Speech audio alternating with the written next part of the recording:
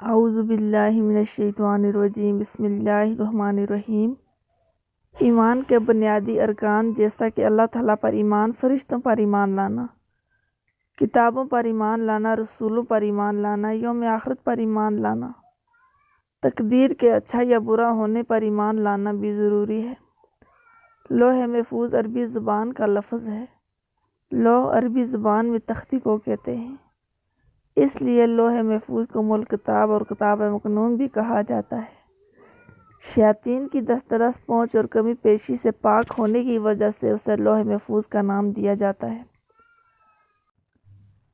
روایت میں ہے کہ اللہ تعالیٰ نے دو جہاں بنانے سے 50,000 سال پہلے لوح محفوظ کی تخلیق کی ہے۔ اللہ تعالیٰ نے جب قلم اور لوح محفوظ کو تخلیق فرمایا تو اللہ تعالیٰ نے قلم کو حکم دیا کہ لکھ، تو قلم نے اللہ تعالیٰ سے عرض کی، یا اللہ تعالیٰ میں کیا لکھوں؟ تو اللہ تعالیٰ نے ارشاد فرمایا، اس کائنات کے شروع ہونے سے ختم ہونے تک کے تمام معاملات کو لکھ دے۔ قلم نے اللہ تعالیٰ کے حکم کی پیروی کرتے ہوئے سب کچھ لوح محفوظ پر لکھ دیا۔ لوح محفوظ پر ہر چیز درج ہے جو کچھ ہو چکا ہے اور جو کچھ اس زمین و آسمان میں ہونے والا ہے، اس کے بارے میں سب کچھ لوح محفوظ پر لکھ دیا گیا ہے۔ لوح محفوظ انسانوں اور شیاطین کی پہنچ سے دور ہے۔ کوئی بھی جن و انسان لوح محفوظ تک نہیں پہنچ سکتا۔ صحیح بخاری میں بیان کیا گیا ہے کہ اللہ تعالیٰ کے آخری نبی صلی اللہ علیہ وسلم نے فرمایا، اللہ تعالیٰ نے لوح محفوظ پر ہر چیز درج کرنے کے بعد زمین و آسمان کو پیدا فرمایا ہے۔ لوح محفوظ کا ذکر قرآن پاک میں کافی جگہوں پر کیا گیا ہے۔ اللہ تعالیٰ سورہ بروج میں ارشاد فرماتا ہے، بلکہ یہ قرآن ہے جو لوح محفوظ پر لکھا گیا ہے۔ قرآن پاک کی صورت میں بھی ذکر کیا گیا ہے کہ قرآن پاک بھی لوح محفوظ پر لکھا گیا ہے۔ آج جو قرآن پاک کی تلاوت ہم کرتے ہیں، یہ وہی قرآن ہے جس کو اللہ تعالیٰ نے زمین و آسمان بنانے سے پہلے 50,000 سال پہلے لکھ دیا گیا تھا۔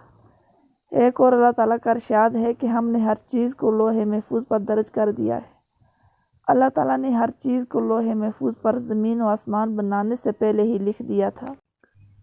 لوح محفوظ عرش کی دائیں سیدھی جانب ہے۔ حضرت سیدنا ابن عباس رضی اللہ تعالیٰ عنہ نے فرمایا کہ اللہ عز و جل نے لوح محفوظ کو پیدا فرمایا، اس کی لمبائی 100 سال کی مسافت فاصلہ دوری تھی۔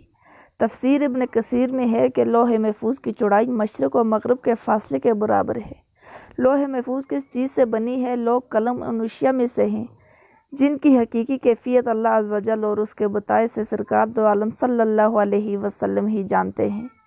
البتہ حدیث میں کچھ کیفیات کا بیان ملتا ہے کہ سرکار دو عالم صلی اللہ علیہ وسلم نے ارشاد فرمایا کہ لوح محفوظ سفید موتی سے بنی ہے، اس کے صفات سرخ یاقوت کے ہیں، اس کا قلم نور اور کتابت لکھائی بھی نور ہے۔ اللہ تعالیٰ ہر روز لوح محفوظ کی طرف 360 بار دیکھتا ہے۔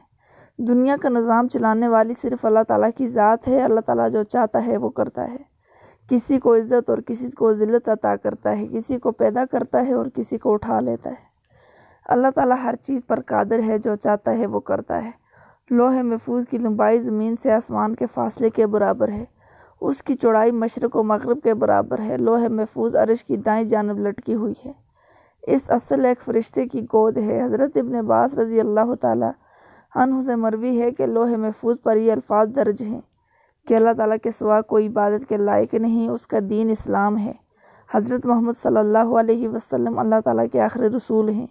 جو بھی بندہ اس کی عبادت کرے گا، اس کے نبیوں، رسولوں اور کتابوں پر یقین لائے گا، اس کو جنت میں اعلیٰ مقام عطا کر دیا جائے گا۔ لوح محفوظ پر اللہ تعالیٰ نے حضرت اسرافیل علیہ السلام کی ڈیوٹی لگائی ہے۔ جب اللہ تعالیٰ کوئی کام کرنے کا ارادہ کرتا ہے تو لوح محفوظ پر لکھ دیتا ہے۔ یہ لوح محفوظ حضرت اسرافیل علیہ السلام کے ماتھے کو جا لگتی ہے۔ حضرت اسرافیل علیہ السلام اللہ تعالیٰ کی عظمت کے آگے اپنے سر کو جھکائے ہوئے ہیں۔ حضرت اسرافیل علیہ السلام زمین پر نظریں جھکائی ہوئی ہیں۔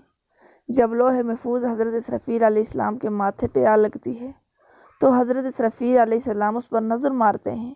اگر لوح محفوظ پر اللہ تعالیٰ کا حکم آسمان والوں کا ہوتا ہے تو اللہ تعالیٰ وہ حکم حضرت مکیل علیہ السلام کے سپرد کر دیتے ہیں۔ اگر وہ حکم زمین والوں کا ہوتا ہے تو حضرت اسرافیل علیہ السلام اللہ تعالیٰ کے اس حکم کو حضرت ابراہیم علیہ السلام کے سپرد کر دیتے ہیں۔ قیامت کے دن سب سے پہلے جس چیز کا حساب ہوگا وہ لوح محفوظ ہوگا۔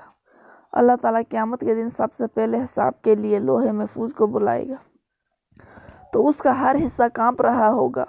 اللہ تعالیٰ لوح محفوظ سے فرمائے گا کیا تم نے میرے سارے حکم پہنچا دیے تھے؟ لوح محفوظ اللہ تعالیٰ سے حکم کرے گی جی میرے رب، تو حکم ہوگا کہ تیرے حق میں کون گواہی دے گا؟ تو لوح محفوظ اللہ تعالیٰ کی بارگاہ میں عرض کرے گی کہ میرا گواہ حضرت اسرافیل علیہ السلام ہے۔ اس کے بعد حضرت اسرافیل علیہ السلام کو بتایا جائے گا۔ حضرت اسرافیل علیہ السلام اللہ تعالیٰ کی بارگاہ میں حاضر ہونے کا حکم ہوگا تو اس وقت حضرت اسرافیل علیہ السلام بھی کانپ رہا ہوگا۔ اللہ تعالیٰ حضرت اسرافیل علیہ السلام سے پوچھے گا کیا تم کو لوح محفوظ نے میرے تمام احکامات پہنچا دیے تھے؟